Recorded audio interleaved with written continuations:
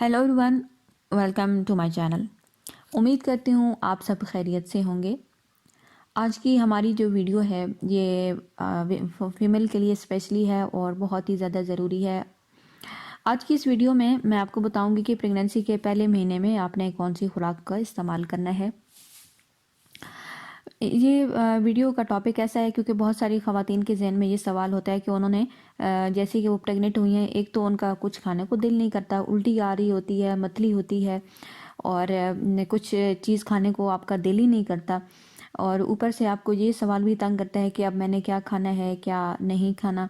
और इसी तरह बहुत सारी जो फैमिली की रोक टोक होती है कि जी अब फीमेल प्रेग्नेंट है तो इसकी तासीर गर्म है, इस चीज़ की तासीर ठंडी है, ये नहीं खाना वो नहीं खाना। इस तरह की बहुत सारी जो पाबंदियाँ हैं वो हमें फेस करनी पड़ती हैं। तो जो ख़वातीन हैं वो कंफ्यूज हो जाती हैं, वो परेशानी का शिकार हो जाती हैं कि अब वो किसकी माने किसकी सुने। तो आज इसी हवाले से आपके इन परेशानियों को दूर करते हुए आज की वीडियो का ये टॉपिक हमने रखा है ताकि आपको पता चल सके कि आपने क्या खाना है।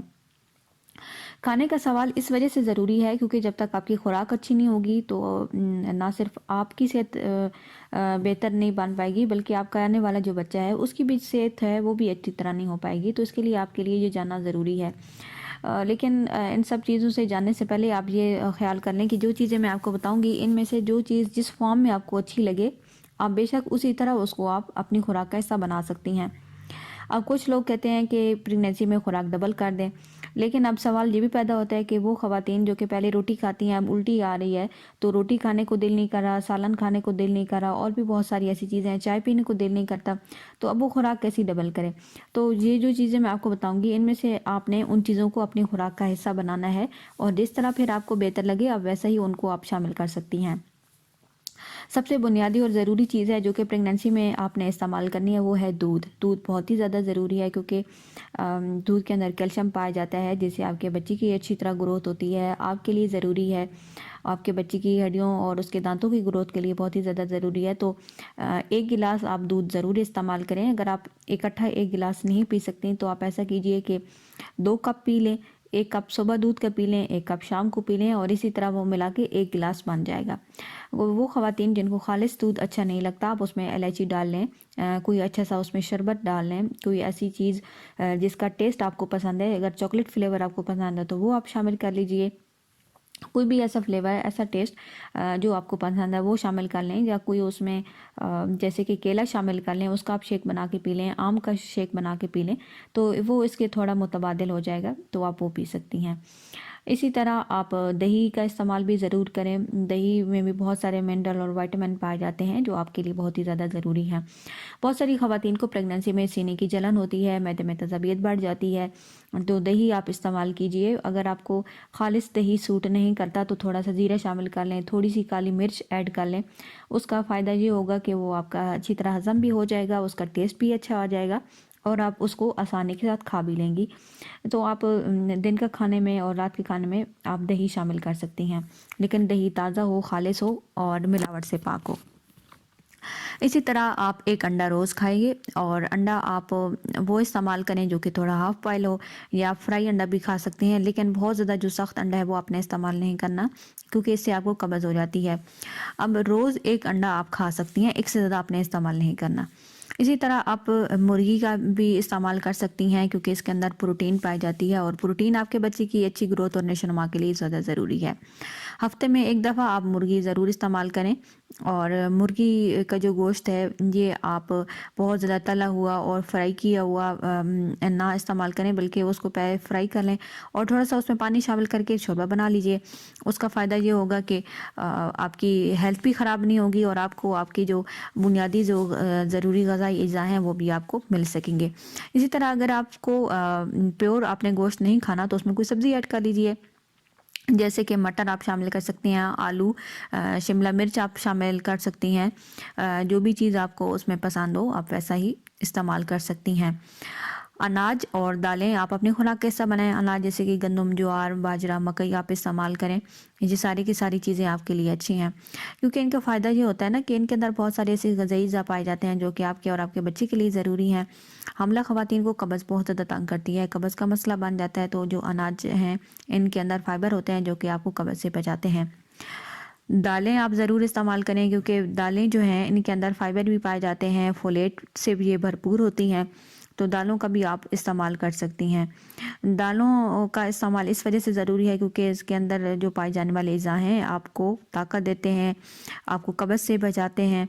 दालें अच्छी तरह गली हुई हों, कच्ची जो हैं और अच्छी तरह पकी हुई जो दाल है वो ही आपने खानी है। इसी तरह आप मछली का इस्तेमाल कीजिए, लेकिन मछली वो हो जिसके अंदर मरकरी की मिकदार कम पाई जाती है, क्योंकि ऐसी मछली आप अगर लें खाएंगी जिसके अंदर मरकरी ज़्यादा पाई जाती है तो इससे आपका हमल ज़ाया हो जाता है और साथ बच्चे की जो नशोनुमा है वो मुतासर होती है। और मछली जो है ये फ्रेश पानी से निकली हुई हो, ऐसा पानी ना हो जहाँ गंदा हो, मैला कुचैला हो, क्योंकि उसके अंदर जरासीम होते हैं और वो फिर आपको बहुत ही नुकसान देते हैं। तो हफ्ते में एक दफ़ा आप मछली इस्तेमाल कर सकते हैं, क्योंकि इसके अंदर जो अज़ा पाए जाते हैं ये आपके बच्चे की ब्रेन की नशोनुमा करते हैं और उसको अच्छा बनाते हैं।